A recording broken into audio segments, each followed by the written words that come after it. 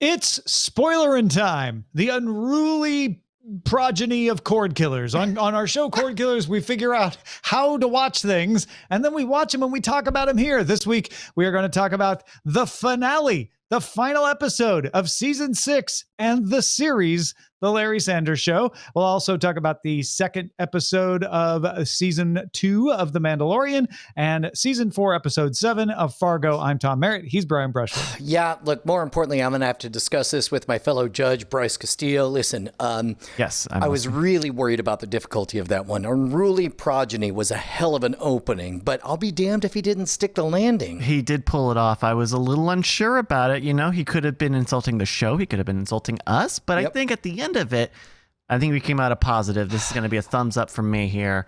Ladies and gentlemen, Cordkillers Gold Award winner. Okay. And all right, now you're just flexing the fact that you have a sound effects board.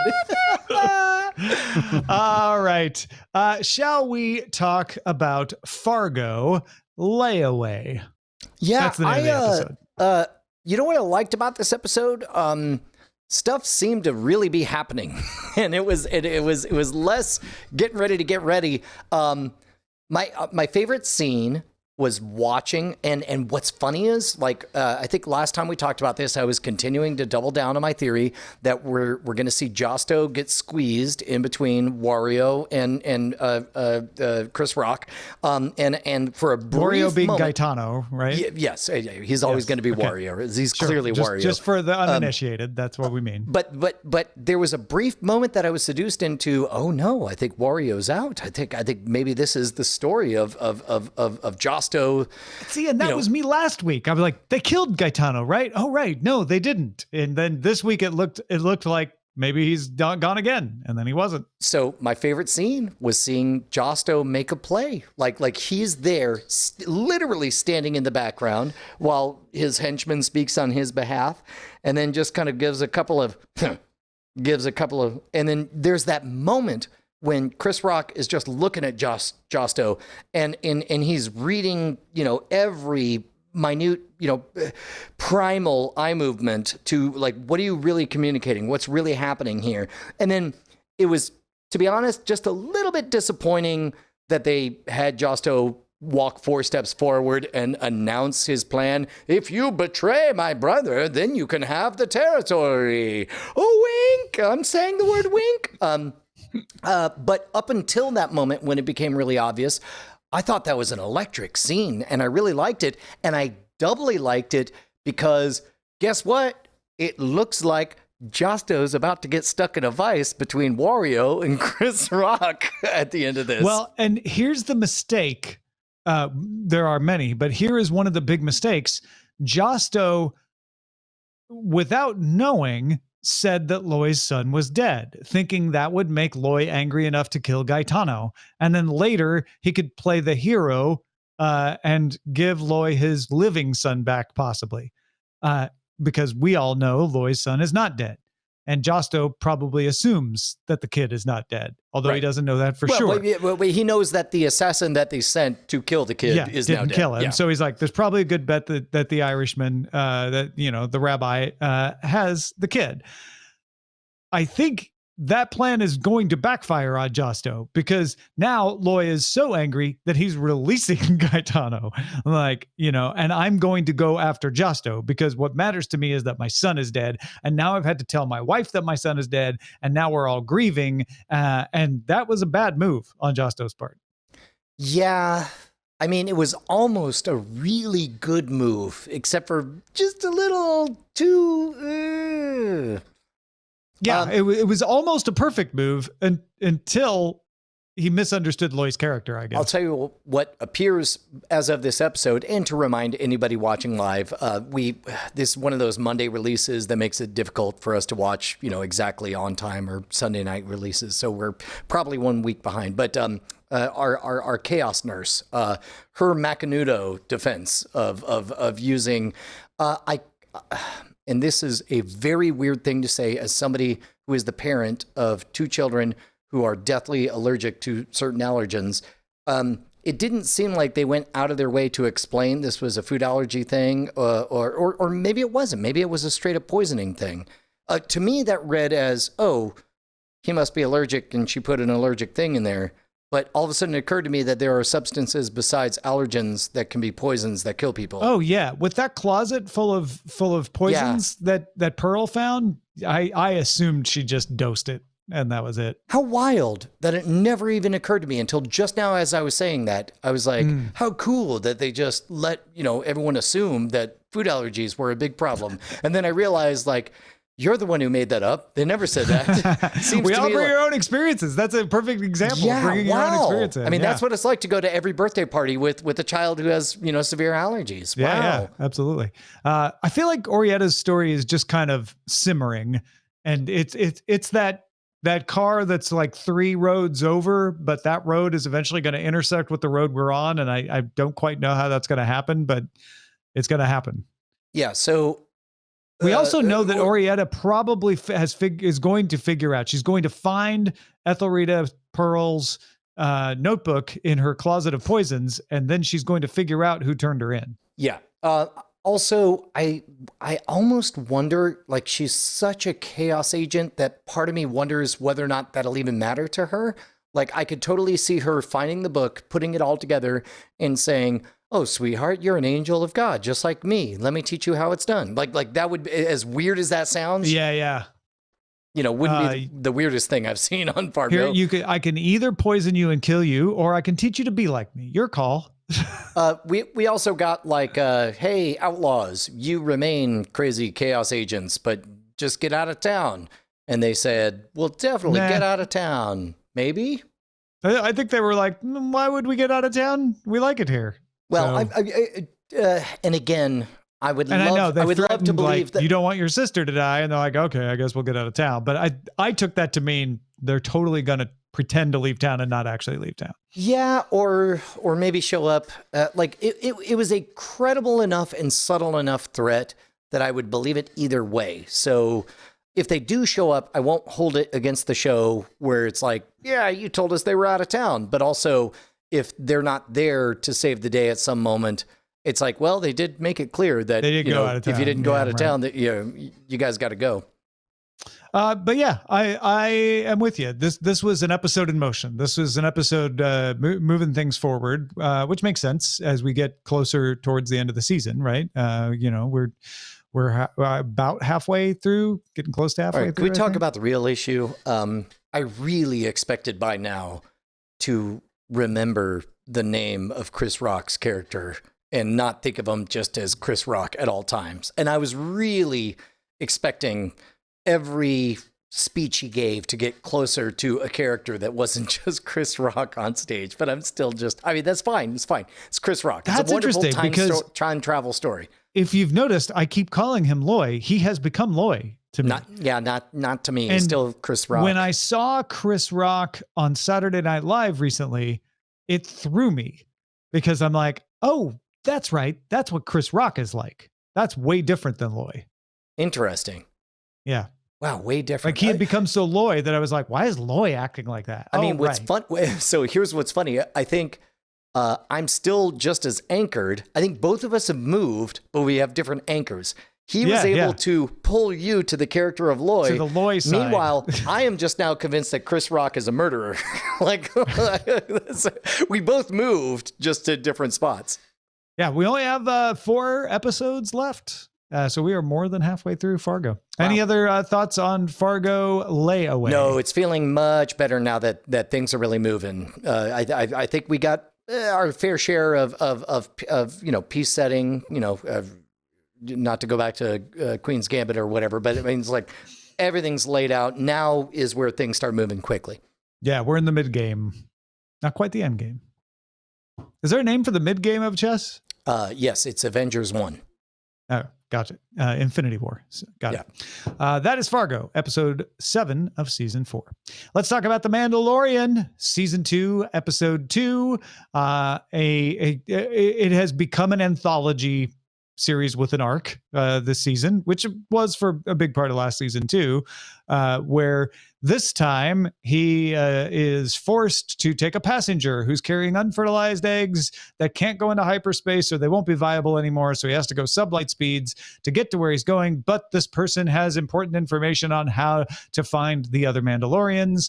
And then he gets pulled over by the guy from Kim's Convenience and Dave Filoni and has to crash on an ice planet to get away from them. And there's a bunch of spiders.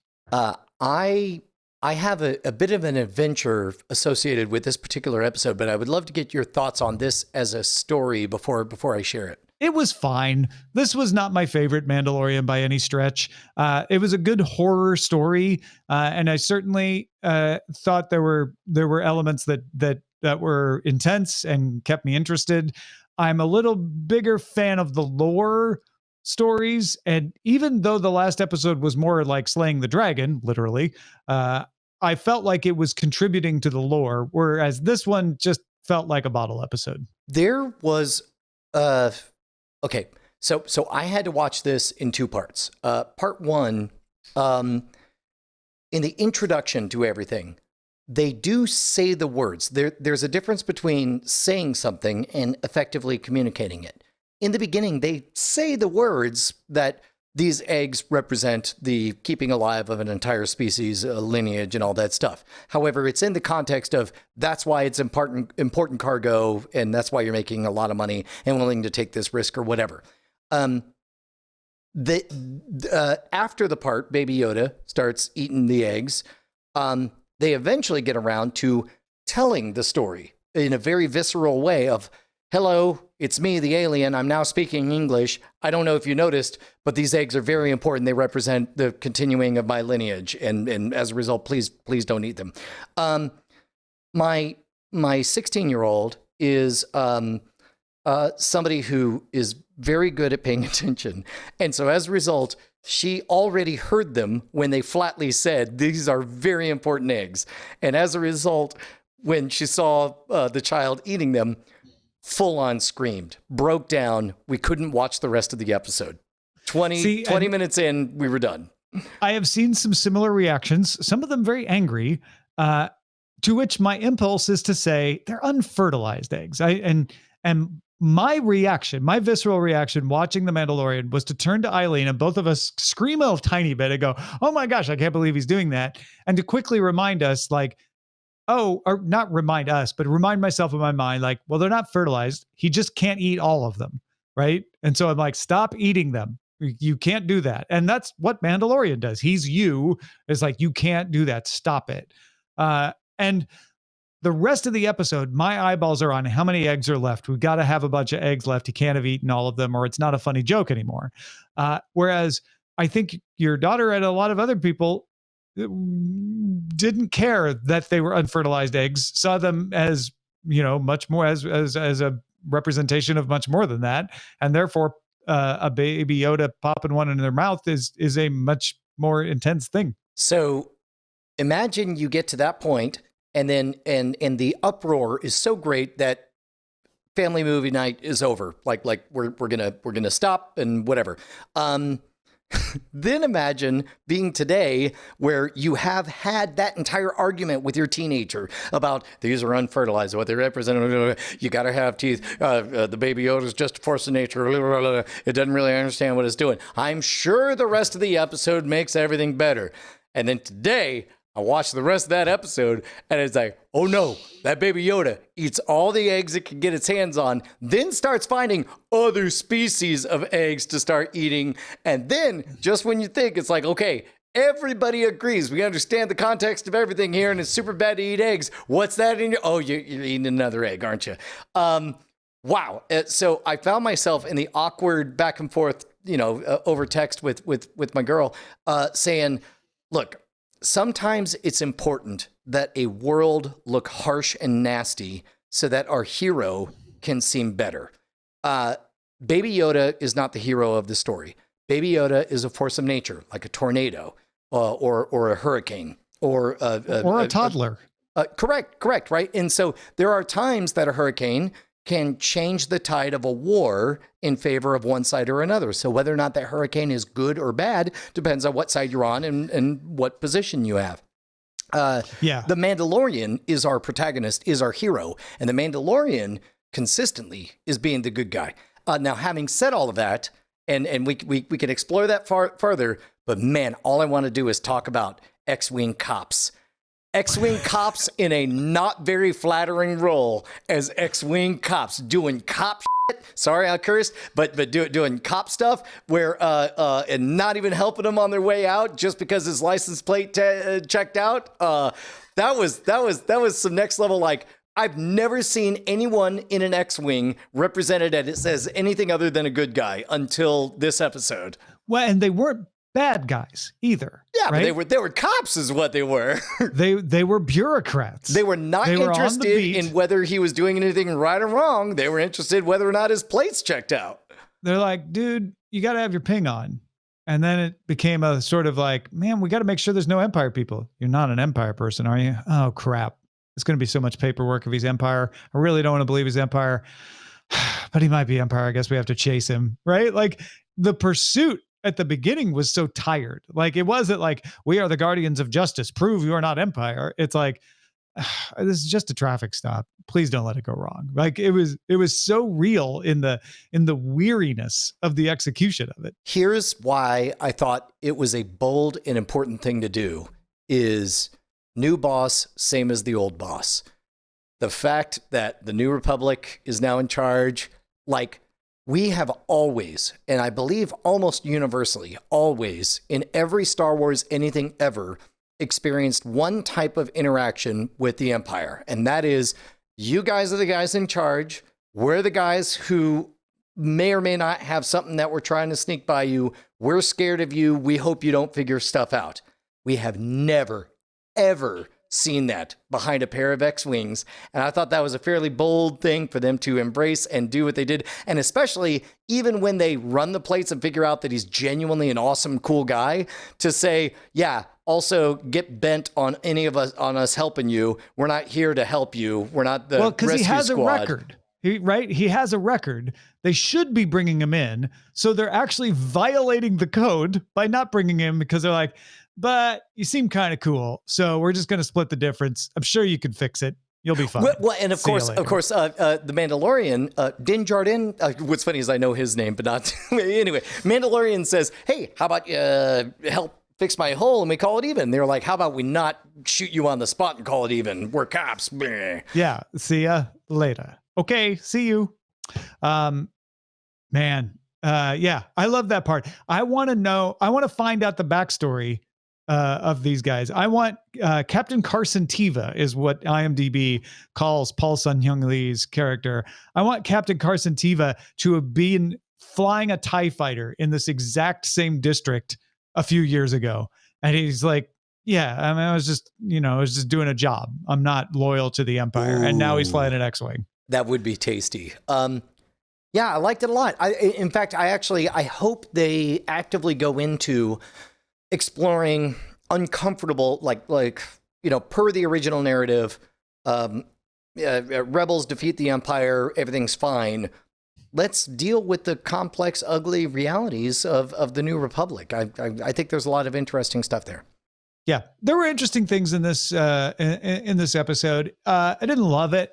It was fine. It was good. I mean, again, on the scale of Mandalorian, right? If you're comparing this to other series, whole different situation. But within the Mandalorian scale, I'm like, yeah, okay.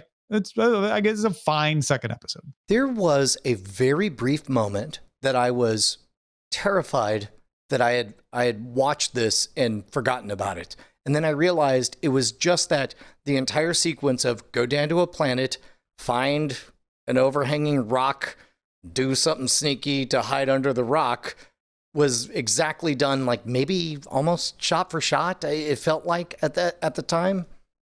I mean, it's a horror trope. Is that what you mean? No. I mean, in last season, like remember they did the same. I there was a brief moment that I was like, wait, no, I didn't. No, this is all new. It's paused at the part where Penny started screaming, and there's no way that I saw this before. But what I'm seeing is definitely what I saw before, and so I don't know. I'll have to go find it. Somebody probably knows what I'm talking about. I think part of my reaction is that I'm not a huge horror fan, and so a lot of people that I know that are love this the spider chase. They just thought that was the best. Like, it was just a great scene, and I thought it was well executed. Certainly, I was more of a fan of seeing Dr. Mandible sitting in the cantina, and also seeing Amy Sedaris's character, Pelimato, after work. That's a different Pelimato when she's kicking back a few drinks than she is when she's all excited to see the baby Yoda for the first time in a long time. That's so funny because, like, by breaking the episode into a part that I saw until my daughter started screaming, and then a week later, seeing the other half, like, I barely remember that scene watching it disconnected. Well, there you go, folks. Those are, you got any more thoughts on Mandalorian? No, look, all my faith goes behind that team and everything they've created so far. It seems wonderful. I did have a Brian tangent to go on. How would you feel if you found out that Pedro Pascal signed an agreement licensing his vocal likeness to the character, and that going forward, he would never be inside that armor again, but everyone else you loved behind the storytelling, behind the effects, behind everything, continued to be behind it? Like, I had the complicated realization that it's like, yeah, don't ever take off the helmet again. Just keep being that guy from now on. Yeah, I don't know. I haven't really given that much thought. I mean, I would want Pedro Pascal in there because there's a physicality to the acting that he brings that I'm sure someone could imitate, but it won't be quite the same. Or maybe even, like, I suppose what I wrap my mind around is, like, what if somebody's maybe better, and what if they could digitally reproduce his voice and say, oh, it'd just be great if he really gave some oomph to, like what if a director truly had total control and could do everything digitally after the fact? Yeah. Yeah, that's interesting. Yeah. I'm distracted because Ken from Chicago is reminding us we didn't talk about the ambush scene at the very beginning, where I did think that they were trying to kidnap the child. To Beatmaster's point. And then they weren't. They were just trying to steal his stuff, and then he uses the jetpack to kill the one surviving ambusher. Yeah, and then there's also the this is the same moment where Amy Sedaris says, "Oh, thank the Force" or whatever. Like, but it's in this very casual kind of way where it's as though it's like, oh, that old local ritual or whatever. Of being ambushed. Oh, no. Sorry, I'm thinking about my takeaway from that scene in that moment. Amy Sedaris isn't in that scene, though. Well, then I'm thinking of the wrong scene, which I'm talking about when they set up the rope at the very beginning and he drives his speeder over it and gets ambushed and they attack him and he shoots two of them. Jeez, like, dude, I swear, I thought it's when he's coming back from the town. No. I know exactly what you're talking about now. Good. Okay. But in my mind, that was like a week, 2 weeks ago because of. All right, remind me to watch everything in one watching because. Gotcha. Anyway, yeah, I kept thinking that those guys were trying to steal the child. Yeah. They weren't. So then he just has to walk home. But okay, it just shows that the world is dangerous. That's The Mandalorian, season 2, episode 2, The Passenger. Let's talk about the Larry Sanders Show. Depending on how you look at it, episodes 11 and 12, or maybe just 11 of season 6, flip. Because now you can flip because the show's over and it's okay to flip. So disclosure, uncomfortable honesty time. For those people who don't listen to Night Attack or haven't followed my Twitter or whatever, this has been a challenging personal week for me because my brother passed away. And so watching a whole episode where everybody is boo-hooing about the end of a thing has been a little bit difficult for me. I postponed it longer than I should have and definitely watched the first 25 minutes of this, I believe 45 minutes episode before this episode, but ran out of time. So with that in mind, Tom, I did find everything engaging in terms of sort of setting up the story of, I guess the following, day Jon Stewart is going to take over, and the controversy about how do we get quote unquote decent guests, whatever that means. I did enjoy the scene where Warren Beatty played Warren Beatty, being very Warren Beatty. Almost like I almost would have preferred it if they had surprised us with something un-Warren Beatty about his scene. Maybe people didn't know as much about Warren Beatty back then. They only knew more. I know, and I don't know anything about Warren Beatty, so that was just a fun little scene about a guy who did not want to be bothered. The last thing I saw before I ran out of time was is this a bit or is this real moment with Jim Carrey and Larry Sanders? How did that play out? And please spoil for me what happened in the following 15 minutes. Well, I mean, there really isn't much else of that bit. This whole show is just a series of bits. And that bit was Jim Carrey, letting Larry know that the only reason he's there is self-interest, and he doesn't like him, and he doesn't think he's great, and screw off, Larry. And that's it. Then Jim Carrey leaves. And we really don't get there's no follow-up. There's no effect of that. Right. Okay. So what it wraps up pretty concretely with a middle finger in Larry's face. Okay. Yeah, that's the last allusion to it. I just wanted to make sure that was the whole bit, and that what you guys weren't about to say was some version of like, well, didn't you see when it paid off at the end? I'm like, no, I came to you confessing my sins at the beginning. Right. No. And then this really was a bunch of cameos, right, Bryce? Yeah, I mean, the rest of it up until other than the last few minutes of the show are them just doing the Larry Sanders show, right? It's a lot like the episode from either earlier this season or last season, where it was pretty much just an episode of the Larry Sanders show. And like you had the bit with Ellen and Carol Burnett, which was great. Them doing a bit about who Larry reached out to first. Like it was one of the times, I think the last time we had the episode where we were just watching the Larry Sanders show, and it was surprisingly funny because the show's usually not very good.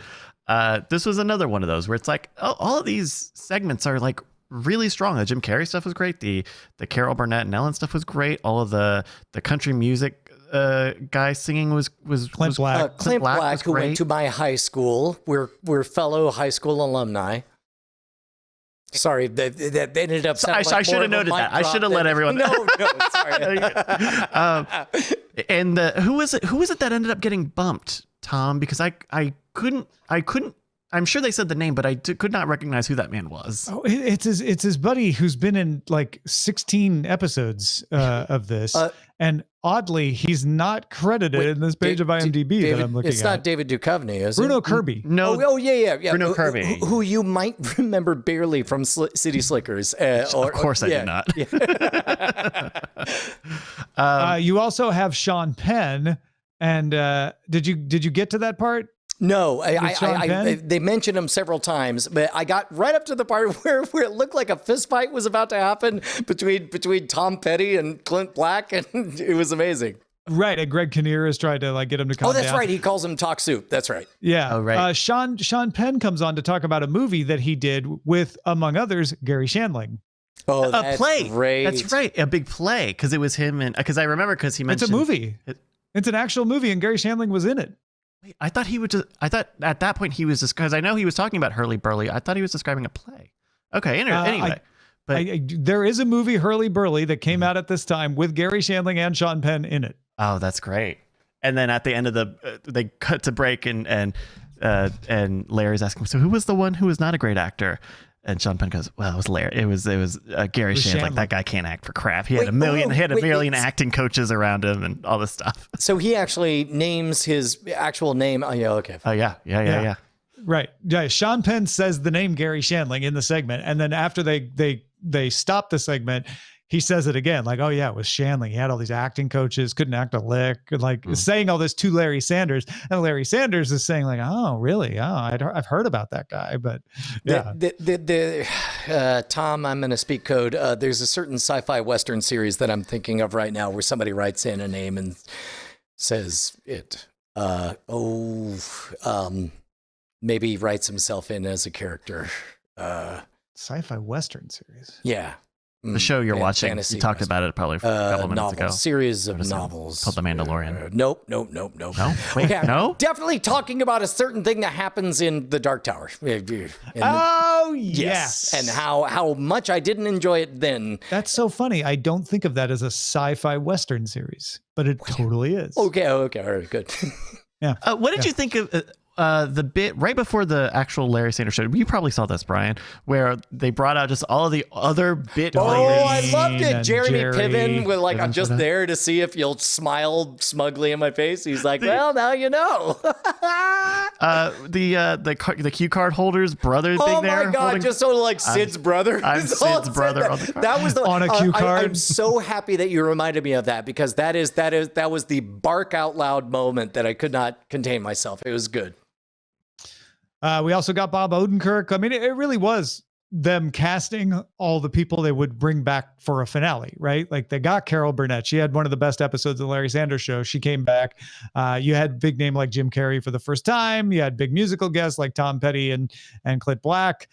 You had former cast members coming back for one last time. I mean, it was on the meta level. I thought it was very well constructed in having like, Jon Stewart's going to take over on Monday, and he's part of this. And that's how we get Bob Odenkirk in because as we know, he's the agent for both. It was well done. Yeah. And then after the show wraps up and Artie carries Larry off stage because he can't get off of the stool, they have a few drinks in the seats and you get a little bit of where the staff is going to go. What did you think about Hank's outburst at the end? I thought it was very prototypical Hank to blow up in that moment and then get very apologetic about it. It was definitely inconsistent. It was consistent with Hank. It was my least favorite Hankness though. Yeah, If you don't that like makes an angry because that was the angry Hank. I was Ugly sad. Hank. Well, it was angry Hank who then comes back apologetic and crying. And that's definitely Hank. It's my least favorite part of Hank, which is my least favorite part of Larry Sanders. So I was kind of disappointed that's how they ended it, but it also was probably appropriate. Yeah, I think it was better to have that moment, that kind of one last sort of circular character moment, than to have them just drown their sorrows the entire time and then walk out. Like I thought it was a good bit of levity for me. It was good to edit it with levity, for sure. I agree with that. I'm going to miss the show. It was really good rewatching it. It was super fun. So are we diving straight into the next beast? Hannibal. Yeah. Next week, Hannibal 101. Yeah. So next week, Fargo, The Mandalorian, and Hannibal episode 1. Yeah. It's a brave new tasty world. So, That is the Larry Sanders Show, episode 11 and possibly 12, depending on how they break it up when you're watching it, of season 6, the finale, Flip, parts 1 and 2. As we mentioned, Fargo, The Mandalorian, and Hannibal next week. Thank you for supporting us. If you're a patron, you get these earlier in patreon.com/Cordkillers feed. So go check that out. Until next time, we will spoil you again. We'll spoil you again next time. We'll do that then. We're See you then. constantly spoiling you. You just really, sometimes that's don't true. notice. Mm-hmm.